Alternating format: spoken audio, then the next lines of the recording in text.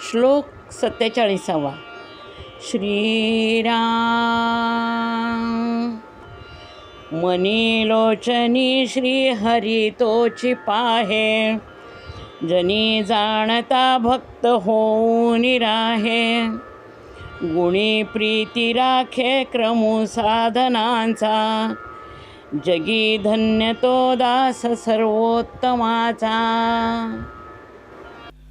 श्रीराम. इथून पुढच्या 10 श्लोकांची शेवटची ओळ, जगी धन्य तो दास सर्वोत्तमाचा, हा शेवट असणारी आहे. रामदास स्वामी स्वतःला रामाचा दास म्हणवतात. स्वतः त्यांनी रामाचा दास होण्याकरता अपरिमित कष्ट घेतलेले आहेत. भल्या भल्यांना दास होण्याचा मोह झालेला आहे. तुकाराम महाराज म्हणतात, मऊ मेणाहून आम्ही विष्णुदास. दास हा भगवंताचा जास्त लाडका असतो. सर्वच भक्तांवर भगवंत कृपा करतात, पण दासावर ते जास्त प्रसन्न असतात. त्यांच्यावर ते अनुग्रह करतात. हा दास होण्यासाठी आदर्श भक्त कसा असावा याचं वर्णन या श्लोकामध्ये केलेलं आहे. पहिल्या 3 चरणांमध्ये दासाची लक्षणं सांगून ती लक्षणं पाळल्यामुळं तो कसा धन्य आहे याचं वर्णन शेवटच्या चरणात केलेलं आहे. श्रेष्ठ भक्ताचं वर्णन करताना समर्थ म्हणतात, तो मनानं आणि डोळ्यांनी परमेश्वराचं रूप पाहतो. तुकाराम महाराज म्हणतात, तो हा विठ्ठल बरवा, तो हा माधव बरवा. म्हणजे सगुण रूपामध्ये समोर दिसणारा विठ्ठल, तसंच मनामध्ये आणि हृदयातल्या अंतरंगामध्ये दिसणारा विठ्ठल, प्रत्येक वस्तूत चराचरात परमेश्वर भरलेला आहे हे दृष्टीनं जाणून घेतलं पाहिजे. अर्थात एखादं सुंदर फूल हे भगवंताचा आविष्कार म्हणून स्वीकारू आणि ते मनाला आकर्षित करेल, पण एखादा फणा काढून उभा राहिलेला नाग पाहिला तर त्याला पाहताच आपली घाबरगुंडी उडेल. म्हणजे फक्त परमेश्वराचं सगुण रूप डोळ्यासमोर आणून किंवा ध्यानाला बसल्यानंतर त्याला प्रेमानं पाहणं नव्हे, तर सृष्टीतील प्रत्येक वस्तू भगवंत स्वरूप आहे याचा साक्षात्कार होणं. याचा अर्थ मनी लोचनी श्रीहरी पाहे.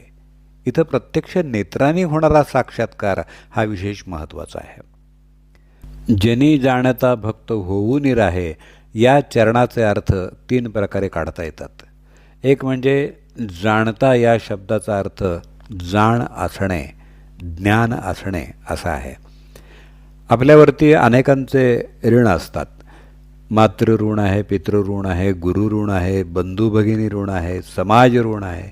हे ऋण जाणून जो वागतो त्या ऋणातून अंशतः मुक्त होण्याचा प्रयत्न करतो आणि ते करतानाच भगवंत भक्ती करतो. साधना उपासना करतानाच एखादं देशकार्य, समाजकार्य, कुटुंबकार्य आलं तर दासानं आपला सहभाग दिला पाहिजे.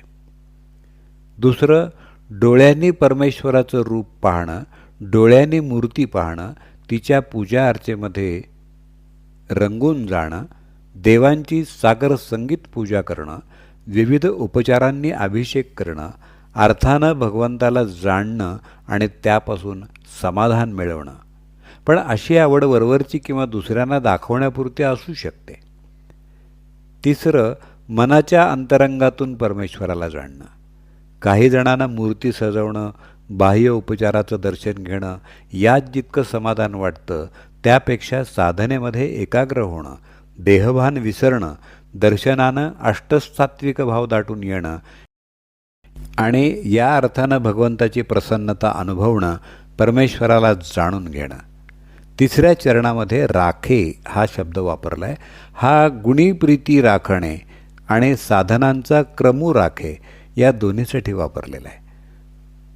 परमार्थामुळं प्राप्त होणाऱ्या प्रसन्नता, समाधान, आनंद, शांती या गुणांवर भगवंताचं प्रेम निर्माण होतं आणि त्याचा लाभ आपल्याला व्हावा असं भक्ताला वाटतं. तर परमेश्वराच्या ठिकाणी असणारी सगळी सत्ता, शक्ती, कृपा, वत्सलता, न्यायीपणा, सौंदर्य यांचंही भक्तांना आकर्षण वाटतं. किंबहुना या दोन्ही प्रकारचं प्रेम मिळावं आणि म्हणूनच माणूस परमार्थाला लागतो. असं असलं तरी सामान्य माणूस एकदम निर्गुणाची भाषा करू शकत नाही. कर्म, भक्ती, ज्ञान, योग हा परमार्थ साधनेचा क्रम आहे. ब्रह्मचर्य, गृहस्थाश्रम, वानप्रस्थाश्रम हा आश्रमांचा क्रम आहे. तर धर्म, अर्थ, काम आणि मोक्ष हा पुरुषार्थाचा क्रम आहे. या अर्थानं साधना करताना एकदम निर्गुणाची उपासना न करता हे क्रम पाळावेत हे अपेक्षित आहे. ईश्वर भक्तवत्सल दयाळू आहे, तितकाच तो न्यायी आहे. समाधान, शांती हवी, मात्र त्यासाठी त्याग, संयम आणि तप हे करण्याचं मात्र त्याची तयारी नसते. इथं समर्थांनी सर्वोत्तम असा शब्द वापरलेला आहे. जे सर्व बाजूंनी, सर्व काळात, सर्व जीवांसाठी आणि सर्व अवस्थांमध्ये उत्तम आहे, ते सर्वोत्तम सच्चिदानंद स्वरूप आहे. कृतकृत्य झालेला, श्रेष्ठ आणि पवित्र झाल्यानं समाधान पावलेला असा जो भक्त आहे, त्याला ते पुण्यवान पुरुष समजतात. या भक्ताच्या जीवनामध्ये ईश्वराचं दिव्य ज्ञान आणि निस्वार्थी प्रेम यांचा संगम आढळून येतो. या श्लोकांमध्ये समर्थांच्या स्वतःच्या व्यक्तिमत्वामधल्या आतल्या आणि बाहेरच्या खुणा सहजपणे दिसून येतात. जय जय रघुवीर समर्थ. मनी लोचनी श्री हरि तोची पाहे, जनी जाणता भक्त हो निराहे. गुणी प्रीती राखे क्रमो साधनाचा, जगी धन्य तो दास सर्वोत्तमाचा. श्रीराम.